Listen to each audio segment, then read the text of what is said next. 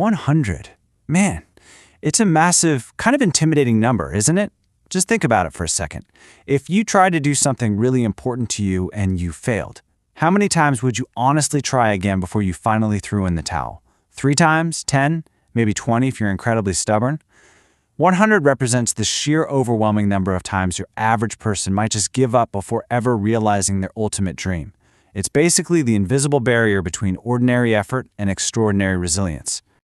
All right, welcome to The Explainer. Today, we're unpacking the anatomy of success, reframing rejection.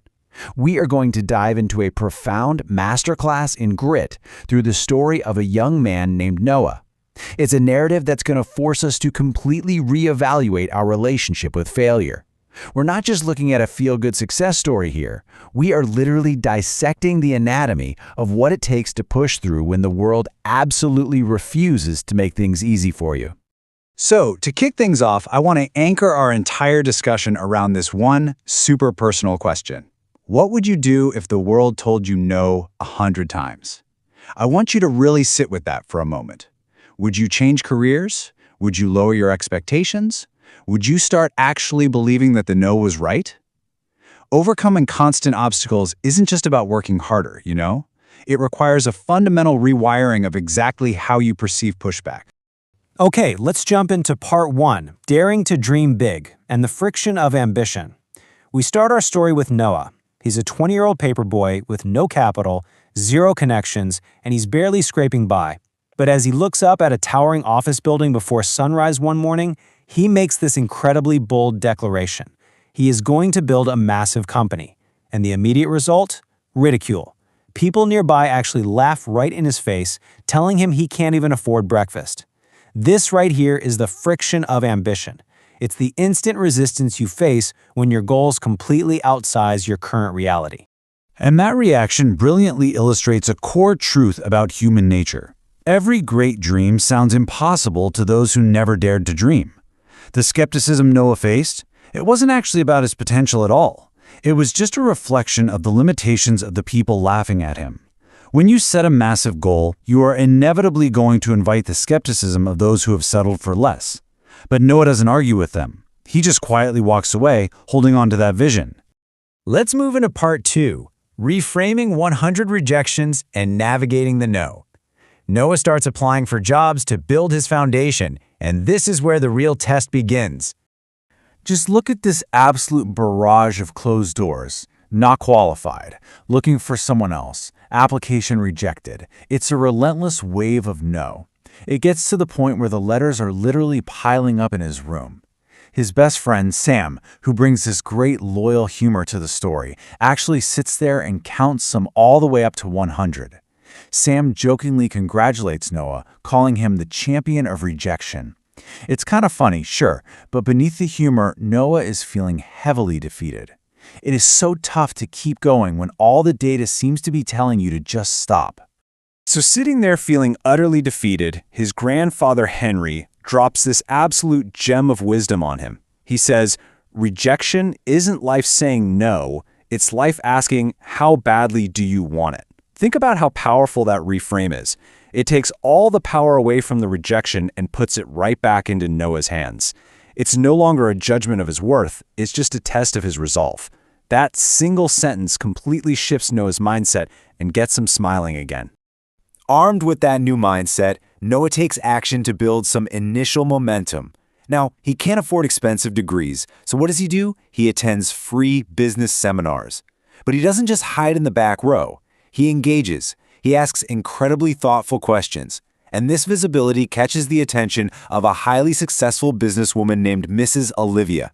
She actually becomes his mentor, and she notes something so vital. She has seen countless talented people quit, but the truly successful ones are simply the ones who refuse to.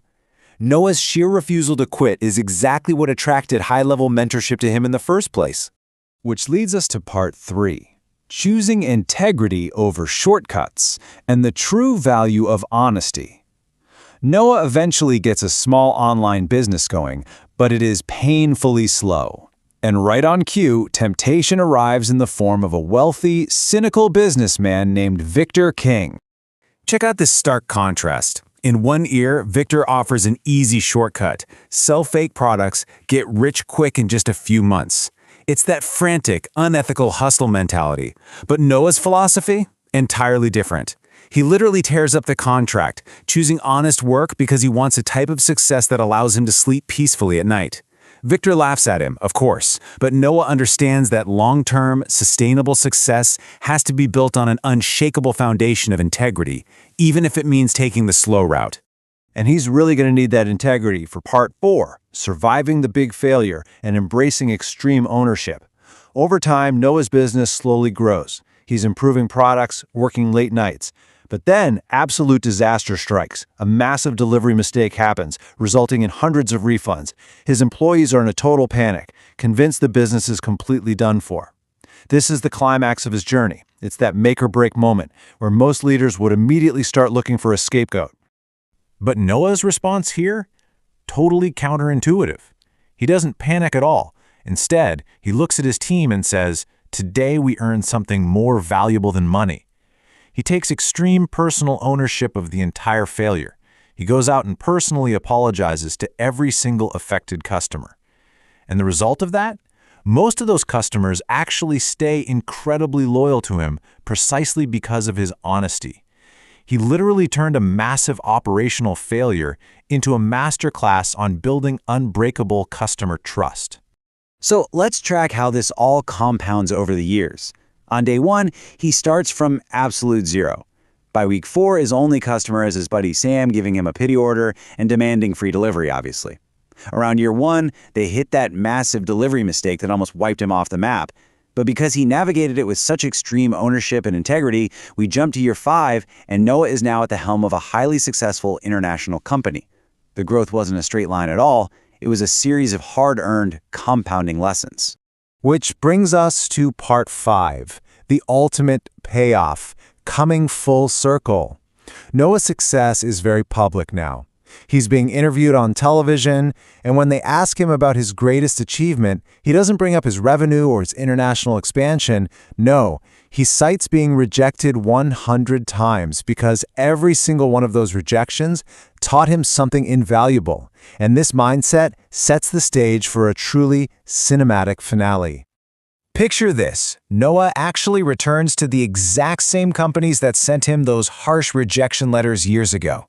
But this time, he's walking through the front door as the invited guest speaker. The audience is applauding, and from the stage, he delivers his powerful message. Never let someone else's opinion become your future.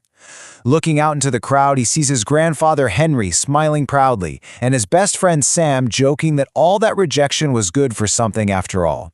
His entire journey is finally validated. But, the story has one final, super poignant moment. As the event winds down, a group of children gather around Noah. One young child looks up at him and asks a deeply vulnerable question. It's the exact same question we all quietly ask ourselves every single time we try something new. What if I fail? Noah just kneels down, looks the kid right in the eye, and gives this incredibly simple yet monumental answer. Then stand up one more time than you fall. Wow, that is the entire essence of resilience right there. It is not about never falling down. It is literally just about winning the math game of getting back up one extra time. So what's the real takeaway here? It's the literal anatomy of success. 1, every rejection is just a filter, bringing you one step closer to the right opportunity. 2, failure is temporary, but quitting is forever. And 3, you absolutely have to believe in yourself, especially when you are the only person in the room who does. These aren't just fluffy motivational slogans. As we saw with Noah, they are highly actionable mindsets that you've got to deploy whenever you face friction in your own life. And that wraps up our explainer for today. I'm going to leave you with this defining thought. Success belongs to those who refuse to quit. You have the blueprint now. You understand the anatomy of reframing a no. So my final provocative question to you is this. The very next time you face a massive setback or a painful rejection, are you going to let it become your future, or will you choose to stand up one more time than you fall? Think about it. Thanks for learning with us today, and we'll catch you in the next explainer.